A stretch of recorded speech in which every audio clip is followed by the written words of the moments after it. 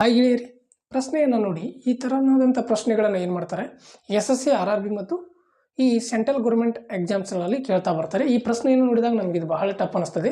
So ಇದು ತುಂಬ ಈಸಿಯಾಗಿರ್ತದೆ. ಇದನ್ನು ಯಾವ ರೀತಿ ನಾವು ಈಸಿಯಾಗಿ ಬಿಡಿಸೋದಂತ ನೋಡೋಣ ಬನ್ನಿ.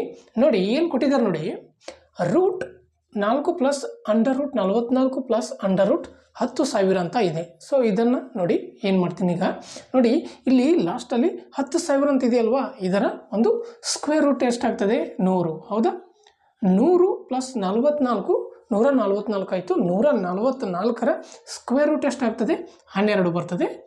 ಹಾಗೆ ಇನ್ನು ಮುಂದೆ ಇಲ್ಲಿ 4 ಪ್ಲಸ್ 12 ಎಷ್ಟು 16.